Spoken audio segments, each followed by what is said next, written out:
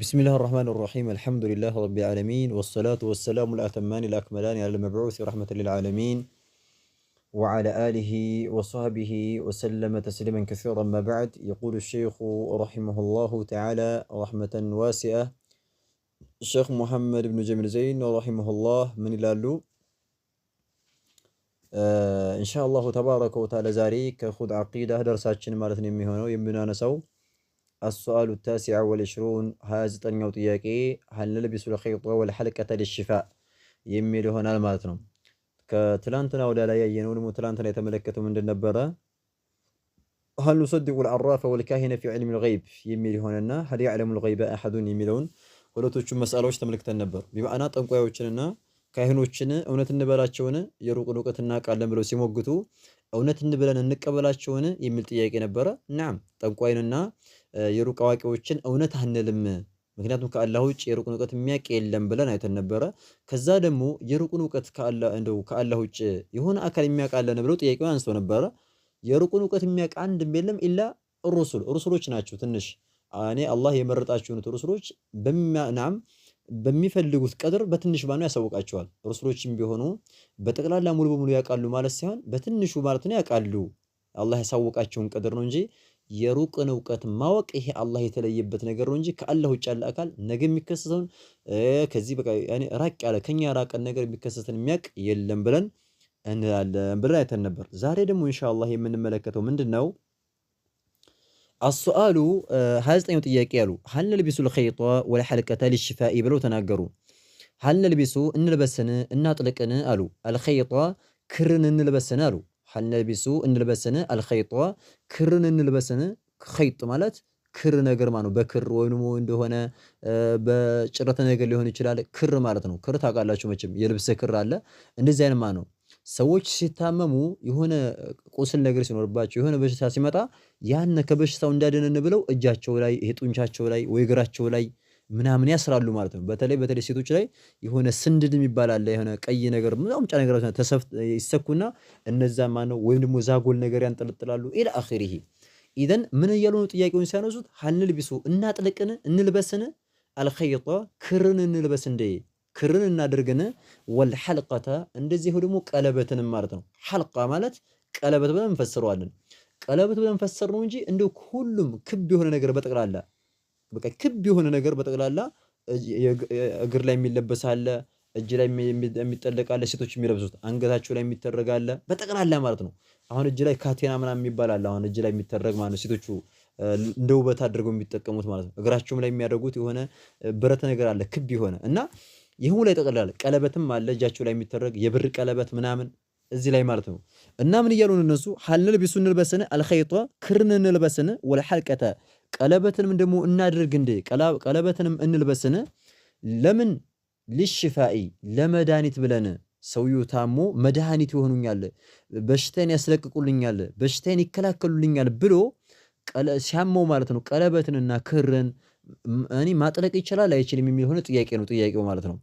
የተጋባን ይመስለኛል። ስለዚህ هل نلبس እንልበስን الخيط ክርን እንልበስን والحلقة ቀለበትን እናድርግን ቀለበትን እንልበስን ለምን? للشفاء መድኃኒት ፈልገን ለመዳን ፈልገን ከበሽታ እንዲያድነን ብለን ክሩንና ቀለበቱን እንልበስ እንደ ብለው አሉ ማለት ነው። ኸይረን ዝም ብሎ ቀለበት መልበስ ምንም ችግር የለውም። ለመድኃኒት ምናምን ሳይሆን ቀለበት አሁን ለምሳሌ ያገባ የሆነ አካል ቀለበት ቢለብስ ችግር የለውም። ሴቷም ወንድየውም ማለት ነው ችግር የለውም ቀለበት ቢያደርጉ አለ። ነገር ግን ይሄ የተከለከለው ምንድነው? للشفاء يعني لاجل الشفاء በሽታን ለመከላከልና ለመድኃኒት ብለን ሰውየው ሲታመም ያንን በሽታውን ይቀንስልኛል፣ በሽታውን ያስወግድልኛል ብሎ ቀለበትና ክርን እንሰርን የሚል የሆነ ወይም ደግሞ እንልበስን የሚል የሆነ ጥያቄ ነው ማለት ነው። ጀዋብ መልስ ሰጡ ምን አሉ? ላነልቢሱሁማ ፈጽሞ አንለብሳቸውም አሉ። ክርንም ሆነ ቀለበትንም ሆነ አንለብስም አናደርግም አሉ። ላነልቢሱሁማ ፈጽሞ አንለብሳቸውም አናደርጋቸውም ብለው ተናገሩ ማለት ነው። ኸይረን ላነልቢሱሁማ አንለብሳቸውም ያኔ ማለት ነው። ኸይረን አናጠልቅም ወይም ደግሞ አንለብስም ብለው ተናገሩ ማለት ነው። ምን ነው አንለብስም ያሉት ምንድነው? ክርንም ሆነ ቀለበትንም ሆነ አንለብሳቸውም ለቀውሊሂ ተዓላ ያኔ ለመድኃኒት ብለን ከበሽታ ያስለቅቁልናል ብለን አንለብስም። ለቀውሊሂ ተዓላ አላሁ ተባረከ ወተዓላ ለማለቱ ምን አለ አላህ ወኢን የምሰስከ አላሁ ቢዱሪን ፈላ ካሽፈ ለሁ ኢላ ሁወ ብሎ ስለተናገረ በዚህ አንቀጽ መሰረት ምንም አንለብስም አሉ። ምን አለ አላህ ወኢን የምሰስከ አላህ እኮ ቢነካህ ይላቸዋል ለመልእክተኛው ዓለይሂ ሰላቱ ወሰላም። መልእክተኛው ምን ይላቸዋል? ወኢን የምሰስከ ቢነካህ እኮ አላህ እኮ ቢነካህ ቢዱሪን በጉዳቻ አይ ቢመረዲን አው ቢፈቅሪን በድህነት ወይም ደግሞ በበሽታ ማለት ነው። ብቻ በጉዳቻ አላህ እኮ ቢነካህ ፈላ ካሽፈ የሚያስወግድ የለም ለሁ ለሱ እኮ ለበሽታው የሚያስወግድልህ የለም። ያኔ ያገኘህን መከራ ያገኘህን በሽታ የሚያስወግድ የለም ኢላ ሁወ እሱ አላሁ ተባረከ ወተዓላ እንጂ ማንም የሚያስወግድልህ የለም ብሎ ስለተናገረ፣ ስለዚህ በሽታን የሚያነሳው አላህ፣ በሽታን የሚያመጣው አላህ። ስለዚህ የሚያነሳው እሱ እስከሆነ ድረስ ቀለበትንም ሆነ ክርንም አንለብስም አሉ። ምክንያቱም ወኢየምሰስከ አላህ እኮ ቢነካህ ቢዱሪን በጉዳቻ ቢነካህ በበሽታ ቢነካህ ፈላ ካሽፈ የሚያስወግደው የለም የሚያነሳልህ የለም ለሁ ለዛ ለበሽታው ኢላ ሁወ እሱ አላሁ ተባረከ ወተዓላ እንጂ አላህ ብቻና ብቻ እንጂ ብሎ ስለተናገረ፣ ስለዚህ በዚህ አንቀጽ መሰረት አንለብስም አሉ። ወቀውሉሁ ሰለላሁ ዐለይሂ ወሰለም መልእክተኛውም ዐለይሂ ሰላቱ ወሰላም ምን ብለዋል? ሐዲስ ላይ ምን አሉ? አማ ኢነሃ አሉ የሆነን ሰውዬ ተመለክተውት ነው የሆነን ሲመለከቱት የሆነን ሰው ያየውና አነሁ ረአ ረጁለን መልእክተኛው ዓለይሂ ሰላቱ ወሰላም የሆነን ሰው ተመለከቱ። ፊየዲሂ ሐለቀቱን እጁ ላይ ቀለበት አስሮ ማለት ነው። ቀለበት አድርጎ ቀለበት አጥልቆ ተመለከቱት። ያኒ ሚን ሐሲል ማለት ከነሐስ ከብር የተሰራ የሆነ ቀለበትን አጥልቆ ተመለከቱት። ከዛ ምን አሉት? ይቺ ምንድናት ብለው ጠየቁት። ኧረ ይቺማ ማለት ነው እጄን የሚያዝል በሽታ እጄን ድክም የሚያደርገኝ በሽታ አለብኝና ያንን በሽታ እንድታስወግድልኝ ነው የለበስኳት ብሎ አላቸው ማለት ነው። ከዛ እንደዚህ ስላቸው ምን አሉት? ተናገሩ። እቺ እኮ ምንም እንኳን በሽታ ልታስወግድልህ አይደለም በሽታ ነው የምጨምርህ፣ አውልቀህ ጣል አሉት ማለት ነው። ምን አሉት? አማ እማሉ ኢነሃ እቺማ ቀለበቷ የለበስካት ቀለበትማ ላ ተዚዱከ ፈጽሞ አጨምርልህም ኢላ ወህነን ድክመትን እንጂ ማለት ነው። የባሱን በሽታን እንጂ ድክመትን እንጂ እጅ ላይ ድክመት ነበረብኝ ድክመቱን እንዲከላከልልኝ ብለህ አይደለ የባሱን ድክመት ነው የምጨምርልህ አሉት። እንኳን ልታነሳ ድክመት የባሱን በሽታ ነው የምጨምርልህ አሉት። አማ ኢነሃ ይችማ የለበስካት ቀለበትማ ላ ተዚዱከ ፈጽሞ አጨምርልህም ኢላ ወህነን ድክመትን እንጂ ሌላን ነገር አጨምርልህም አሉት። እምቢዝሃ ወሩራት አሉት። ውልቅ አድርገህ ወሩር ጣል አሉት። እምቢዝሃ ማለት ወሩራት ካንተ አውልቀህ ወሩር አሉት። ፈኢነከ አንተ እኮ አሉት። ተመለከቱ። ፈኢነከ አንተ እኮ ለው ሚተ ብትሞት እኮ ብሞት ያኒ ሙታ ቢሆን ኖሮ ለውሚተ ማለት ሙታ ቢሆን ያኒ ማለት ነው። ሙታ ቢሆን ወይ ለውሚተ ብትሞት ኖሮ ያኒ እሷ በሌላኛው ራይ እንደሚናገረው ወሄ አለይከ ያቺ ቀለበት ካንተ ላይ ሆና እሷ ናት በሽታ የምታነሳልኝ እያልክ ቀለበቱ ለብሰህ ሙታ ቢሆን ኖሮ አሉት። ፈኢነከ አንተ እኮ ለውሚተ ሙታ ቢሆን ኖሮ ማአፍላህተ ነፃ አወጣም ነበር ከእሳት ነፃ አወጣም ነበር አበደን ፈጽሞ ነፃ አወጣም ነበር ከእሳት አሉት። ማአፍላህተ ነፃ አወጣም ነበር ከእሳት አበደን ፈጽሞ እንደምንም እሳት ላይ አወጣም ነበር። ሁሌ እሳት እየተቀጣህ እሳት ላይ ትዘወትራት ነበር አሉት። ለምን? ሽርክ ስለሰራ ማለት ነው። ስለዚህ እዚህ ላይ ተመለከቱ። ቀለበትም ሆነ ማንኛውም ነገር ማንጠልጠል ሀታ ዱንያ ላይ እንኳን ራሱ አይጠቅምም። በሽታ ያነሳልኛል ብለን ቀለበት ብናደርግ ክር ብናስር የባሱን በሽታን የሚጨምርብን። ምክንያቱም አማ ኢነሃ ብለውታል እኮ እቺ ቀለበቷ እኮ ላ ተዚዱከ አጨምርልህም ኢላ ዋህንን ድክመትን እንጂ በሽታን እንጂ ሌላ ነገር አጨምርልህም ማለት። ይሄ ዱንያ ላይ ያለው የሽርክ አደገኛነት ነው። ሽርክ የሚሰራ ሰው ዱንያ ላይ ራሱ መከረኛ ነው የሚሆነው፣ በሽተኛ ነው የሚሆነው፣ ጤነኛ አይሆንም። ሱመ አኺራ ላይ ደግሞ ሁሌ በጣም ከባድ የሆነው የዱንያ ውስጥ መቼም ሊያልፍ ይችላል። አኺራ ላይ ግን በጣም ከባዱ ክስረት ምንድነው? ፈኢነከ አሉት ለውሚተ ሙተ ቢሆን ኖሮ ይህች እያለች በአንተ ላይ ቀለበቲቱ እያለች እሷ ናት የምታድነኝ እያልክ ሙታ ቢሆን ኖሮ ማአፍላህተ አበደን መቼም እኮ ነፃ አወጣም ነበር ከእሳት ላይ ነበር የምትሟቀቀው ብለው አሉት ማለት ነው። ኢዘን በዚህ ሐዲስ መሰረት ምናለን ቀለበትንም ሆነ ክርን ለበሽታ ለመከላከል ብለን አንለብስም። በል የቀለበትን ክርን ማጥለቅ ከትልቁ ሽርክ ይመደባል ብለን ያልነው ከዚህ አንፃር ነው አሉ። ሐዲሱ ሶሒሁን ትክክለኛ ሐዲስ ነው። ረዋሁ አልሐኪም ሐኪም የሚባለው የሆነው ኢማም ዘግቦታል። ረዋሁ ዘግቦታል ሐኪም ዘግቦታል። ሐኪም የሚባለው የሆነው ኢማም ማለት ነው፣ የሰው ስም ነው ይሄ። ወሶሐሐሁ አሁንም ደግሞ ሐዲሱን ከዘገበው በኋላ ትክክል ነው ብሏል። ማን? ሐኪም ይህን ሐዲስ ከዘገበው በኋላ ከጻፈው በኋላ ይሄ ሐዲስ ትክክለኛ ሐዲስ ነው ከመልእክተኛው ጸድቋል ብሎ ፍርድ ሰጥቷል ማለት ነው። ወዋፈቀሁ ገጥሞታል ደግሞ ተስማምቶታል። አልዘሃቢዩ አልኢማሙ ዘሃቢ እኔ ኢማም አዘሃቢ የሚባለው ሰውዬ ተስማምቶታል። ማንን? ሐኪምን ማለት ነው። ሐኪም ሶሒህ ነው ይሄ ሐዲስ ብሎ ሲናገር አዎ ትክክል ነው፣ ይሄም ሐዲስ ትክክል ነው ሶሒህ ነው ብሎ አልኢማሙ ዘሃቢዩ ረሒመሁላህ ዘሃቢ የሚባለው የሆነው ኢማም ምን ብሏል? ገጥሞታል። አዎ ትክክል ነው ብሎ እሱም ተናግሯል። ስለዚህ ሐዲሱ ምንድነው? የጸደቀ ነው አሉ። ስለዚህ በዚህ ሐዲስ መሰረት በቁርአኑ መሰረት ክርንም ሆነ ቀለበትን አንለብስም ብለን እንላለን ማለት ነው። ኸይረን ሰላሳኛው ጥያቄ ምን አሉ? ሀል ኑዓሊቁ ልኸረዘተ ወልወዲዐተ ወነሕዊሃ ብለው ተናገሩ። አሁንም የቅድሙ ጥያቄ ጋር የተያያዘ ነው። እንደው ጭማሪ ለመግለጽ ነው ያመጡት። ምን አሉ? ሀል ኑዓሊቁ እናንጠለጥላለን ብለው ጠየቁ። እናንጠልጥል እንዴ? አልኸረዘተ ኸረዛ ማለት ያኔ ማለት ነው ባጭሩ እጥር ምጥን ያለ ትርጓሜ ክር ብላችሁ እንትን በሉት ማለት ነው። ኸረዛ ማለት ክር ነው። ነገር ግን ክሩ ውስጥ ምን አለው? ካለፈው የሚለየው ዛጎል ነገር አለ፣ የሚሰካ ነገር አለው። ይሄ ኸረዛ የሚባለው ክሩ ብቻ ሳይሆን በክር ሆኖ ምን ተሰክቶበታል? ይሄ ዛጎል ታውቃላችሁ አይደለ? የድሮ ልጅ መያዣ ማለት ነው። ያኔ ማኑ ምንድነው ማዘል ነው የሚባለው። ከዛ ከጫፍ ላይ የሚንጠለጠሉ የሆኑ የሚንኳኳ የሆነ ብይ መሰለ ዛጎል አለ እና ያን የተሰካበት አለ። ምን ያደርጋሉ ሰዎች ሲታመሙ ያንን ማነው በዛጎሉ ያኔ ማለት ነው በክር ማለት ነው ያስሩትና ዛጎሉን እዚህ ጡንቻቸው ላይ እግራቸው ላይ ያስሩታል፣ ከታመሙበት ቦታ ላይ። ለምን? በሽታውን ያስወግዳል ይላሉ። ይሄ በጣም ከባድ ነውና ሀል ኑዓሊቁ ልኸረዘተ ያኔ ማለት ነው ክርን እናንጠለጥላለን እንዴ? ወልወደዐተ ወደዐ የሚለው ደግሞ ይላሉ ይህም ምንድነው የዛጎል አይነት ነው። ቅርጹ አንድ ነው፣ ተቀራራቢ ነው። ማነው ዛጎል ብለን ነው የምንተረጉመው ስንተረጉመው። ይሄኛውን ክር በሉት። ሀል ኑዓሊቁ ልኸረዘተ ማለት ክርን እናንጠለጥላለን እንዴ? በምን የተሰካበት ዛጎል ሊሆን ይችላል፣ ስንድር ሊሆን ይችላል፣ ሌላም ነገር ሊሆን ይችላል። የተሰካበት ነገር ተሰክቶበት ከክሩ ጋራ ከሆነ ኸረዛ ይባላል።